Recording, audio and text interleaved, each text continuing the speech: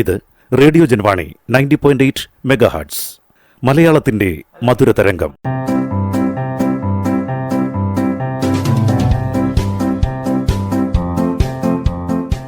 ഇപ്പോൾ വാരാന്ത്യ ലോക വൃത്താന്തം കേൾക്കാം. പ്രൊഫസർ ജെ ജേക്കബ് അവതരിപ്പിക്കുന്നു.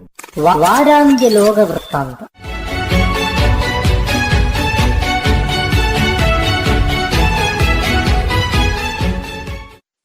എല്ലാ മാന്യ ശ്രോതാക്കൾക്കും ലോകവൃത്താന്തത്തിലേക്ക് സ്വാഗതം. ഈ ആഴ്ചയിൽ 2 വിദേശ മാധ്യമങ്ങളാണ് ഇന്ത്യക്ക് അപമാനകരമായ വാർത്തകൾ പ്രസിദ്ധീകരിച്ചത്. ഓസ്ട്രേലിയൻ ബ്രോഡ്കാസ്റ്റിംഗ് കോർപ്പറേഷനും വാഷിംഗ്ടൺ പോസ്റ്റും വ്യത്യസ്തങ്ങളായ വാർത്തകളാണ് പ്രസിദ്ധീകരിച്ചത്. വിലപ്പെട്ട രേഖകൾ മോഷ്ടിക്കാൻ ശ്രമിച്ച 2 ഇന്ത്യൻ ചാരന്മാരെ പുറത്താക്കി എന്ന വാർത്തയാണ് ഓസ്ട്രേലിയൻ ബ്രോഡ്കാസ്റ്റിംഗ് കോർപ്പറേഷൻ പുറത്തുവിട്ടത്. ഇതിനനുകൂലമായ ഒരു പ്രതികരണം ഓസ്ട്രേലിയൻ സർക്കാരിൻ്റെ ഭാഗത്തു നിന്നും ഉണ്ടായിട്ടില്ല. ഖാലിസ്ഥാൻ നേതാവിൻ്റെ കൊലയാളി ഇന്ത്യൻ ചാരസംഘടനയിലെ ഒരു ഉദ്യോഗസ്ഥനാണ് എന്ന വാർത്തയാണ് വാഷിംഗ്ടൺ പോസ്റ്റ് പ്രസിദ്ധീകരിച്ചത്. ഈ കൊലപാതകത്തിൽ ഇന്ത്യ ഉൾപ്പെട്ടിട്ടുണ്ട് എന്ന ആരോപണം നേരത്തെ ഉണ്ടായിരുന്നതാണ്. എന്നാൽ ഒരു ഉദ്യോഗസ്ഥൻ്റെ പേര് ആദ്യമായിട്ടാണ് ഒരു മാധ്യമം പ്രസിദ്ധീകരിച്ചത്. ഇന്ത്യ നിഷേധിച്ച ഒരു വാർത്തയുടെ കൂടുതൽ വിവരങ്ങളാണ് ഈ പത്രം ഇപ്പോൾ പുറത്തുവിട്ടിരിക്കുന്നത്. ഇന്ത്യയുടെ പ്രതികരണം അറിവായിട്ടില്ല. നമ്മുടെ അന്തസ്സിന് കളങ്കം ചാർത്തുന്നതാണ് ഈ 2 വാർത്തകളും.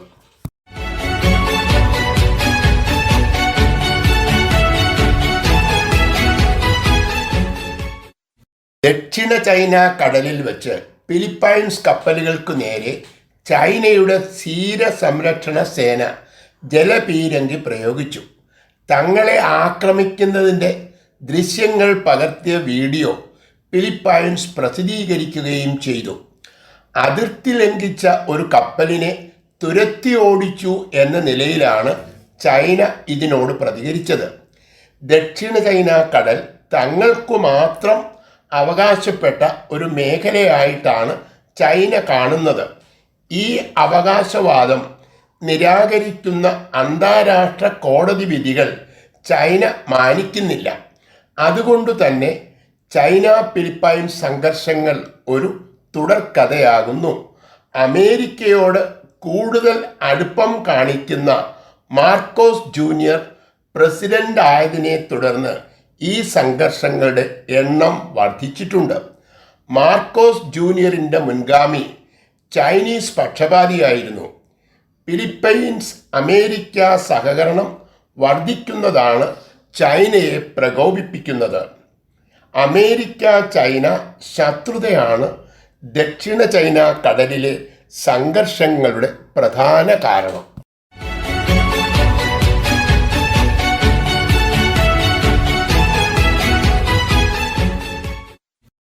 തെക്കൻ ഗാസയിലെ റാഫ ആക്രമണ പദ്ധതി ഉപേക്ഷിച്ചിട്ടില്ല എന്ന് ഇസ്രയേൽ വ്യക്തമാക്കി.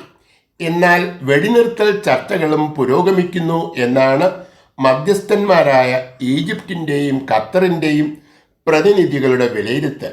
വെടിനിർത്തലിനുള്ള നിർദ്ദേശങ്ങൾ ഇസ്രായേൽ അംഗീകരിച്ചതായി American secretary of state Antony ബ്ലിങ്കനും സ്ഥിരീകരിച്ചിട്ടുണ്ട്. ഹമാസ് കൂടി ഇപ്പോഴത്തെ നിർദ്ദേശങ്ങൾ അംഗീകരിച്ചാൽ യുദ്ധം അവസാനിക്കും എന്നാണ് പ്രതീക്ഷിക്കുന്നത്. എന്നാൽ ബന്ദികളുടെ കൈമാറ്റം സംബന്ധിച്ചുള്ള തർക്കങ്ങൾ ഇതുവരെ പരിഹരിക്കാൻ കഴിഞ്ഞിട്ടില്ല എന്നാണ് റിപ്പോർട്ടുകൾ സൂചിപ്പിക്കുന്നത്. വെടിനിർത്തൽ രേഖയിൽ ഒപ്പുവെച്ചാൽ ബെഞ്ചമിൻ നെതന്യാഹു സർക്കാരിനുള്ള പിന്തുണ പിൻവലിക്കും എന്ന് കൂട്ടുകക്ഷി മന്ത്രിസഭയിലെ ചില അംഗങ്ങൾ ഭീഷണി മുഴക്കിയിട്ടുണ്ട്. വെടിനിർത്താൻ ആവശ്യപ്പെടുന്ന പ്രമേയം ഐക്യരാഷ്ട്രസഭ പാസാക്കിയെങ്കിലും അത് നടപ്പാക്കാൻ കഴിയുന്നില്ല. ഈ പ്രമേയത്തെ അവഗണിച്ചുകൊണ്ട് ഇസ്രായേൽ ഇപ്പോഴും യുദ്ധം തുടരുകയാണ്.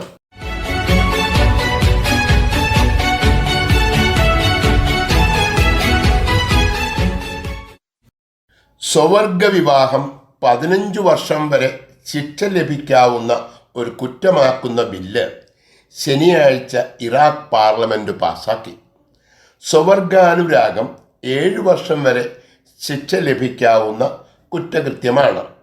ലിംഗമാറ്റ ശസ്ത്രക്രിയ നടത്തുന്ന ഡോക്ടർമാർ പുതിയ നിയമമനുസരിച്ച് 3 വർഷം ജയിൽ ശിക്ഷ അനുഭവിക്കേണ്ടി വരും. മതപരമായ കാരണങ്ങൾ കൊണ്ടാണ് ഇത്തരം നിയന്ത്രണങ്ങൾ ഏർപ്പെടുത്താൻ ഇറാഖ് തീരുമാനിച്ചത്. ലോകത്തെങ്ങുമുള്ള മനുഷ്യാവകാശ പ്രവർത്തകരും ലൈംഗിക ന്യൂനപക്ഷങ്ങളും ഈ തീരുമാനത്തിനെതിരാണ്. പല യൂറോപ്യൻ രാജ്യങ്ങളും സ്വവർഗ വിഭാഗങ്ങളെ അംഗീകരിക്കുകയും ലൈംഗിക ന്യൂനപക്ഷങ്ങളോടുള്ള വിവേചനം അവസാനിപ്പിക്കുകയും ചെയ്തിട്ടുണ്ട്. ലൈംഗിക വ്യത്യാസങ്ങളോടെ ജനിക്കുന്നതിനെ ഒരു കുറ്റമായി കാണാൻ കഴിയില്ല. ലൈംഗിക ന്യൂനപക്ഷങ്ങളും മറ്റു മനുഷ്യരെ പോലെ തന്നെ പ്രകൃതിയുടെ ദാനമാണ്. ഇവരെ കുറ്റവാളികളായി കാണുന്നത് മനുഷ്യാവകാശ ലംഘനവും പ്രകൃതി വിരുദ്ധവുമായ നടപടിയാണ്.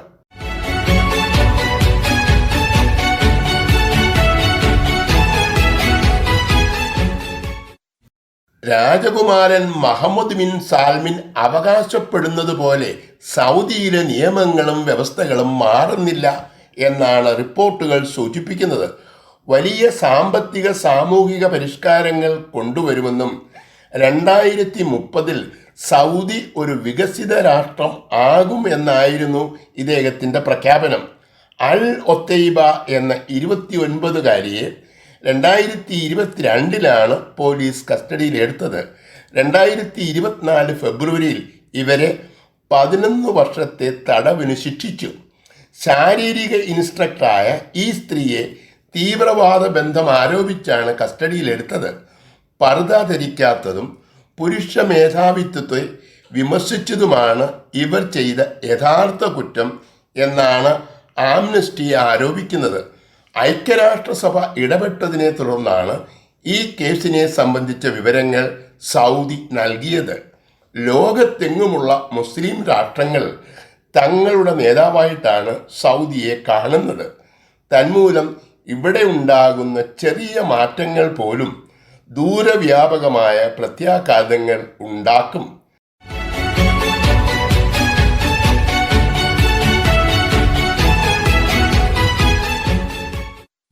കഴിഞ്ഞ ആഴ്ചയിൽ ഓസ്ട്രേലിയയിൽ വലിയ ഒരു റാലി നടന്നു. സിനിമാ നടന്മാർ, രാഷ്ട്രീയ നേതാക്കന്മാർ, ഉയർന്ന ഉദ്യോഗസ്ഥന്മാർ തുടങ്ങിയവരുടെ പങ്കാളിത്തം മൂലം ഈ സംഭവം വലിയ വാർത്താ പ്രാധാന്യം നേടി. സ്ത്രീ കൊലപാതകങ്ങൾ വർദ്ധിക്കുന്നു. ഇത് തടയാൻ സർക്കാർ നടപടി സ്വീകരിക്കണം എന്നതായിരുന്നു പ്രകടനക്കാരുടെ പ്രധാന ആവശ്യം. ഈ അടുത്ത കാലത്ത് സിഡ്നിയിലെ ഒരു ഷോപ്പിംഗ് മാളിൽ 6 സ്ത്രീകളാണ് കുത്തേറ്റു മരിച്ചത്. പലപ്പോഴും ജീവിത പങ്കാളികളോ നന്നായി അറിയുന്നവരോ ആണ് കൊലയാളികൾ. ജീവിത പങ്കാളികൾ പ്രതികളാകുന്ന കേസുകളിൽ വർധനവുണ്ടായി എന്നാണ് പഠനങ്ങൾ പറയുന്നത്. ഗാർഹിക പീഡനങ്ങൾ അവസാനിപ്പിക്കാൻ നിരവധി പദ്ധതികളുള്ള ഒരു രാജ്യമാണ് ഓസ്ട്രേലിയ. വിവാഹത്തെ ഒരു ബാധ്യതയായി കാണുന്ന യുവാക്കളുടെ എണ്ണം ഓസ്ട്രേലിയയിൽ മാത്രമല്ല നമ്മുടെ നാട്ടിലും വർദ്ധിക്കുകയാണ്. വീടിനേക്കാളും ഇവർക്ക് താല്പര്യം അപ്പാർട്ട്മെൻറ്റുകളോടാണ്. എപ്പോൾ വേണമെങ്കിലും ഉപേക്ഷിക്കാവുന്ന പങ്കാളിയോടൊപ്പമാണ് ഇവർ താമസിക്കുന്നത്. വീടും കുടുംബവും കുറയുകയും കൊലപാതകങ്ങൾ വർദ്ധിക്കുകയും ചെയ്യുന്നു എന്നത് ഈ കാലഘട്ടത്തിൻ്റെ പ്രത്യേകതയായി മാറിയിരിക്കുന്നു.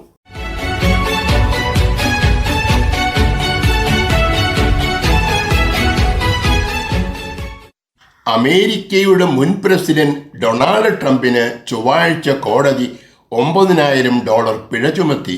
സമൂഹ മാധ്യമങ്ങളിലൂടെ സാക്ഷികളെ വ്യക്തിഹത്യ നടത്തിയതിനാണ് ഈ ശിക്ഷ. സമൂഹ മാധ്യമങ്ങളിൽ ഈ സന്ദേശങ്ങൾ പ്രത്യക്ഷപ്പെട്ടതിൻ്റെ പിറ്റേ ദിവസം തന്നെ ശിക്ഷ നൽകി. സാക്ഷികളുടെ രാഷ്ട്രീയ പ്രസ്താവനകൾക്കെതിരെ പ്രതികരിക്കാൻ ട്രംപിന് കോടതി അനുമതി നൽകിയിട്ടുണ്ട്. എന്നാൽ സാക്ഷികളെ അപകീർത്തിപ്പെടുത്തുന്നതോ ഭീഷണിപ്പെടുത്തുന്നതോ ആയ പ്രസ്താവനകൾ നടത്താൻ അനുമതിയില്ല. ട്രംപിൻ്റെ ഉടമസ്ഥതയിലുള്ള വെബ്സൈറ്റിലാണ് അപമാനകരമായ ഈ പ്രസ്താവനകൾ പ്രത്യക്ഷപ്പെട്ടത്. ഇത് മറ്റു മാധ്യമങ്ങളിൽ നിന്നും പകർത്തിയതാണെന്നും തങ്ങൾക്ക് ഉത്തരവാദിത്വമില്ല എന്നുമുള്ള വാദം കോടതി അംഗീകരിച്ചില്ല. സ്വന്തം വെബ്സൈറ്റിൽ പ്രസിദ്ധീകരിച്ചതിനാൽ ഇതിനെ ട്രംപിൻ്റെ സന്ദേശമായി കാണാനായിരുന്നു കോടതിയുടെ തീരുമാനം. നിത്യവും നിരവധി സന്ദേശങ്ങൾ ഫോർവേഡ് ചെയ്യുന്ന സൈബർ പോരാളികൾക്ക് ഇതൊരു മുന്നറിയിപ്പാണ്. കുറ്റകൃത്യങ്ങൾ നേരിട്ട് കണ്ടാലും നടപടിയെടുക്കാൻ മേലാളന്മാരുടെ ഉത്തരവ് കാത്തിരിക്കുന്ന നമ്മുടെ നാട്ടിലെ ഉദ്യോഗസ്ഥന്മാർ ഈ ജഡ്ജിയെ കണ്ടുപഠിക്കണം.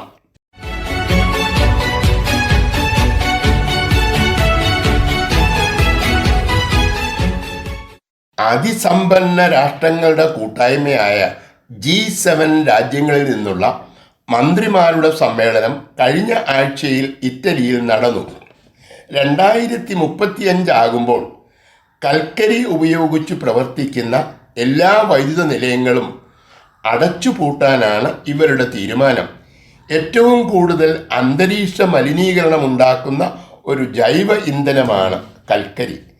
കഴിഞ്ഞ വർഷം ദുബായിൽ നടന്ന കാലാവസ്ഥാ ഉച്ചകോടിയിൽ കൽക്കരിയുടെ ഉപയോഗം കുറയ്ക്കണം എന്ന കാര്യത്തിൽ എല്ലാ രാജ്യങ്ങളും യോജിച്ചു. എന്നാൽ സമയബന്ധിതമായി ഇതെങ്ങനെ നടപ്പാക്കാം എന്ന കാര്യത്തിൽ ഇവർക്ക് യോജിപ്പിൽ എത്താൻ കഴിഞ്ഞില്ല. ജപ്പാൻ, അമേരിക്ക തുടങ്ങിയ G7 കൂട്ടായ്മയിലെ രാജ്യങ്ങളിലും ചൈനയിലും കൽക്കരി കൊണ്ട് പ്രവർത്തിക്കുന്ന നിരവധി വൈദ്യുതി നിലയങ്ങൾ ഉണ്ട്. ഒരു നിശ്ചിത കാലയളവിനുള്ളിൽ കൽക്കരി പൂർണ്ണമായും ഉപേക്ഷിക്കുമെന്ന് പ്രഖ്യാപിക്കാൻ ഈ രാജ്യങ്ങൾ ഇതുവരെ തയ്യാറായിട്ടില്ല. സമയബന്ധിതമായി കൽക്കരി മുക്തമായ ഒരു ലോകം സൃഷ്ടിക്കാൻ ഇപ്പോഴത്തെ തീരുമാനം വഴിയൊരുക്കും എന്നാണ് പ്രതീക്ഷിക്കുന്നത്.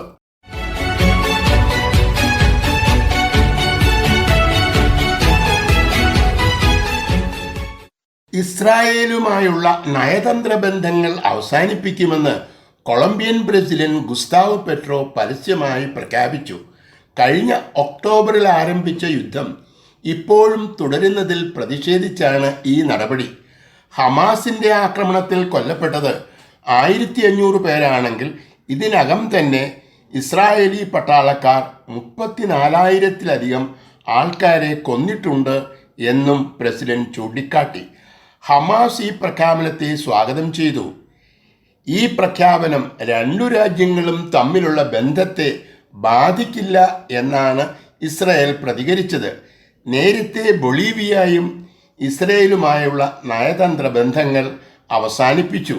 ഗാസയിൽ ഇസ്രായേൽ നടത്തുന്നത് വംശഹത്യയാണെന്ന് ആരോപിച്ച് ദക്ഷിണാഫ്രിക്ക അന്താരാഷ്ട്ര നീതിന്യായ കോടതിയെ സമീപിക്കുകയും അനുകൂല വിധി സമ്പാദിക്കുകയും ചെയ്തു. വെടിനിർത്തൽ പ്രമേയം ഐക്യരാഷ്ട്രസഭ പാസാക്കി. ഇസ്രായേലിനെതിരെ വിദ്യാർത്ഥി സമരം നേരിടാൻ അമേരിക്കയ്ക്ക് പുതിയ നിയമം പാസാക്കേണ്ടി വന്നു. എന്നാൽ ഇതൊന്നും യുദ്ധം അവസാനിപ്പിക്കുന്നതിനുള്ള കാരണമായി ഇസ്രായേൽ കാണുന്നില്ല.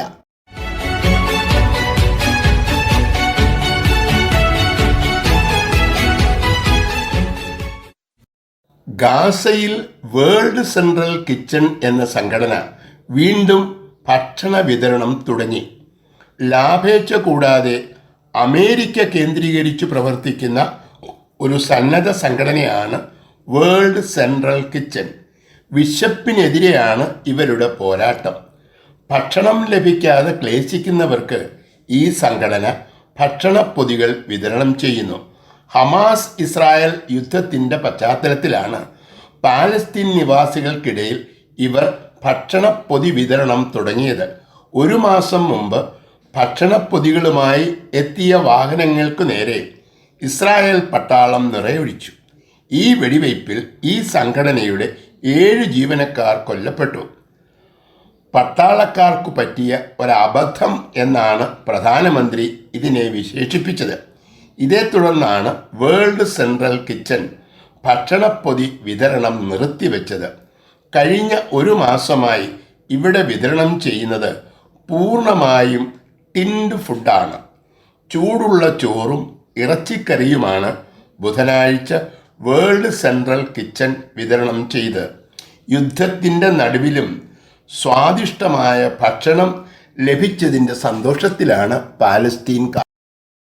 വാരാന്ത്യ ലോക വൃത്താന്തം.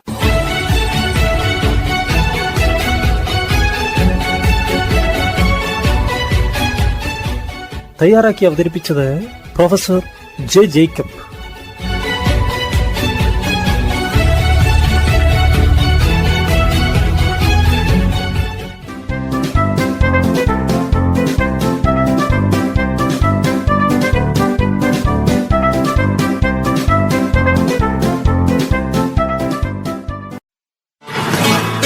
പ്രക്ഷേപണ ദൗത്യങ്ങളുടെ ജനസമ്മിതിയിൽ പ്രിയ ശ്രോതാക്കളെ, നിങ്ങളുടെ കാതോരും അവതരണ വൈവിധ്യങ്ങളുടെ ഈ സുഖലാളനം ജൻവാണി 90.8 FM.